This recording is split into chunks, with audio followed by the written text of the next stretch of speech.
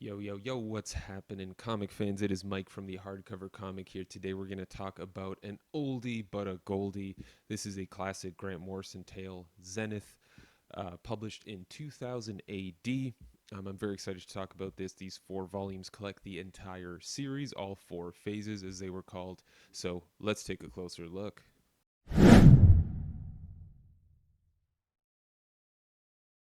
Before we start talking about Zenith, I do want to quickly say please subscribe if you haven't already. We post content daily. Hit that notification bell. It will let you know whenever we post a new video or we go live with a stream. Be sure to check out Dr. Squatch as well. We're actually sponsored by them. They are an organic soap company subscription service. With a link down below, you will get free shipping for life for your whole subscription, the entirety of your soap subscription. Yeah, it's pretty great. Matt uses it and he loves their scents. So be sure to check that out. Also, check out our Patreon if you're interested in hardcover comic giveaways. We're doing those every month.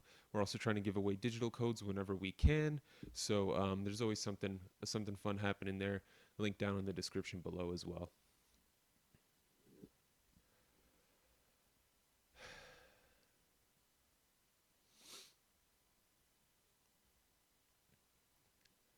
All right, so Zenith. This is kind of just an excuse for me to reread something by Grant Morrison and talk about it a little bit. I love Grant Morrison a lot. He's probably my favorite comic book writer of all time. I love his crazy ideas. I love the great artists that he gets for his titles. And this is a perfect example of that. This was a Grant Morrison comic before he was as popular as he got after like Arkham Asylum and Doom Patrol and all that stuff. So especially way before Batman. This started in 1987. It took a while. There were these four phases. Of course, it was published in the 2000 AD magazine, which is sort of an anthology monthly magazine.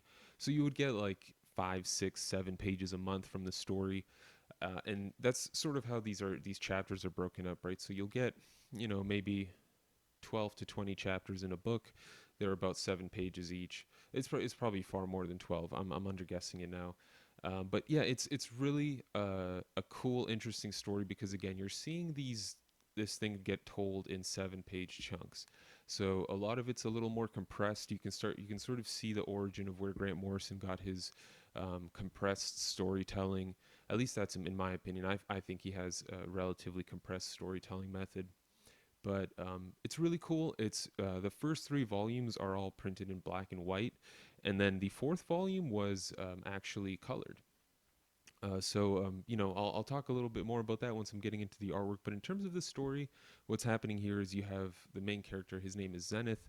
He is a pop star, a music star, and he's also a superhero. He happens to have powers. His parents were superheroes as well. They were part of the sort of the original big team. I believe they're called Cloud9, and them and a whole bunch of other characters that you get introduced to were part of this team, and you get some background information about this team, little bits and pieces, very minimal, because the story is all about Zenith, right? And he doesn't really want to be a hero. He's cool with the powers. Obviously, they get him a lot of publicity, they get him a lot of money and fame and women, but being a superhero is not his thing. He's not that interested in it. He'll do what he has to do when he has to do it, but saving the world's not his game. And it's a lot of fun to see that character be in this world. You get to see him interact with his manager as he pokes fun at his manager, who's a far older person than he is, and he's a young trendy dude. Um, you get to see that. You get to see him interact with some of these older characters as well, especially Peter St. John. He's sort of the co-star of this series. I forget what he used to be called, but he's sort of like a Professor X mixed with a Jean Grey kind of guy. It's really cool because a lot of these characters, based on the time frame, a lot of them were sort of during that hippie era. They were superheroes, so their powers are all a little like psychedelic. There's a character in here named Ruby Fox. Her superhero name was Voltage. And you get to see her really progress through the story. I mean, she goes through a whole bunch of changes throughout these four phases, and it's really, really cool. What happens in phase three is you actually get sort of a crisis event. So you've got all these different universes coming. You get to see all these characters converge together under this Maximan character who's a little off his rocker, but it's really cool. It's sort of again like a little punk rock take on a crisis. It's very dark. There is a lot of death. There's a lot of violence, and there's a little bit of cursing, but overall, it's a really fun time. In terms of these hardcovers, they are, of course, oversized. They're about they're magazine sized, if you will. And just in case you're interested, this is actually not the only way you can get Zenith in the physical format. You can actually get there's only 1,000 copies on the planet, so it'll be a little tough to get it. But there was a sort of a numbered edition that was an all-in-one volume. I don't know what the dimensions of that were, if it was the same size as this book, but yeah, that's a pretty sweet addition, but it's really expensive because again, there were only 1,000 made. And if anyone knows anything about like the humanoids books, when there's a limited copy, those books get really expensive real fast, especially like 1,000. But it's a really, again, I can't stress enough how much fun it is.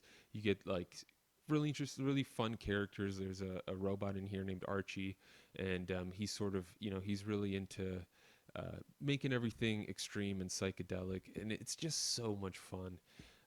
Grant Morrison, even though he doesn't get too much time with all of these characters, he makes you fall in love with them. Zenith has these awesome one-liners, that sort of put that sort of anarchist twist on things. It's a theme that Morrison has explored many, many times throughout his titles, like Invisibles. I mean, Doom Patrol's a bunch of misfits and anarchists as well. So it's definitely a big theme here. And the main bad guy in this are these characters named Loigors, and these Loigors are sort of like they're sort of like the many angled ones, the sort of Cthulhu and the Lovecraftian type of horror characters. And man, it's just great. The ending has a fantastic twist. It's a really good time, and the way it's broken into these phases is great. These books are actually still available. I think you can get them I've seen them on Amazon, at least in Canada. So I think they're still relatively easy to get. I think their cover price is like 25 US each, so not too expensive. But let's talk a little bit more about the artwork, and as we flip through some pages. So the books all have a pretty cool design. You get this nice big piece of artwork from the story itself. Steve Yeowell's artwork, he's the main artist on this series. His artwork's fantastic in my opinion. I really wish they had kept volume 4 in black and white, because I preferred it that way to the colored version. And with all these covers, you're getting that same sort of aesthetic, different color scheme, but they're all really, really nice. The actual physical book itself is solid. I've read these a few times. I've had them for a good number of years now, and they're in relatively fantastic condition, but the binding's holding up. They're not too damaged or anything. They're pretty light books because they're thin. The spine's really cool too, because it is a connecting spine for the 4 volumes. Really, all that connects is the Z or Z, depending where you're from, on the Zenith. And but it's cool. It's still cool regardless. It looks really cool on the shelf. But now looking sort of at the artwork itself, they jump into things really quickly. You do get to, see everything sort of in the original format it was in through the magazine. So, of course, like I said, the first 3 volumes are a lot of black and white. There's a page or 2 in volume 3 for each series where they do give you a little color. But honestly, I prefer the black and white, especially the way it was done in this book. The black is really dark, so it looks really nice on the page, and the white is really crisp. These are really nicely put together books. And you'll see some of the craziness that's happening as I flip through here. Like I said, a lot of this is it's pretty compressed storytelling too. So things jump around quite a bit, and it's great. You get a lot of story, even though these books are not that big. And it's really a fun take on superheroes. It's a little different from the usual stuff, but it also has, it's aged at this point. There have been a lot of comics since then, so you'll probably see some similarities to things you've read now. But yeah, this was, again, 1987, some of Grant Morrison's earliest work. And Steve Yeowell, look at some of these pages. These are just fantastic. In terms of the binding here, I'll show you real quick. It's not bad. Again, these are like wide pages too. So the book stays open pretty damn quickly because the pages have a lot of weight to them. Let's take a look at some of the bonus content here. You get these like interlude stories that come at the end of each volume, and then you get like a gallery with covers of the actual 2000 AD magazines. So it's pretty damn cool. And you get these in all the volumes too. The artwork, even though there's a pretty big span of time in between, the start and the finish, it doesn't really change all that much. We'll take a look at volume 2 here anyway. But the artwork doesn't change all that much throughout. It is Steve Yeowell the whole time, thankfully. Consistency is key. But yeah, you get a lot of really fun action in here. You get some great character moments, and even though again it is black and white, Steve Yeowell is an extreme talent, and you can really distinguish between all the characters. It's not difficult to follow along with what's going on. I know that's another common concern with black and white books, but it's just really really well done, and I can tell why this was collected. It deserves to be collected. It's a really great story that we maybe didn't get to, we wouldn't have been able to see maybe otherwise without, well, granted with digital, it was likely to happen, but it's great to have these in a hardcover format, physical, to pick up at any moment. Have you guys read this series? Let me know what you think. I'm very curious if you guys have explored anything from Grant Morrison that maybe I haven't ever mentioned, something, from his UK days, whatever it may be. I'm always curious to read some more content from one of my favorite creators. Um, what do you think about Zenith? Are you going to pick it up? Are you interested in it? Let us know down below. Let's start a conversation in the comments section, folks. And that's going to be it, though, for me, guys. If you haven't subscribed already, if you enjoyed the video, be sure to subscribe. Hit that notification bell. It'll let you know whenever we post a new video. It'll also let you know whenever we go live on a stream. Be sure to also check out Dr. Squatch if you're interested in some soap or general men's healthcare products. Free shipping with a link in the description below.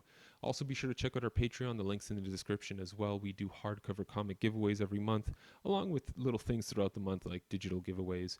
And we've got some upcoming giveaways like our Valiant giveaway, where we're going to be basically giving off two signed, well, one of them will be signed custom binds. So it'll be very exciting.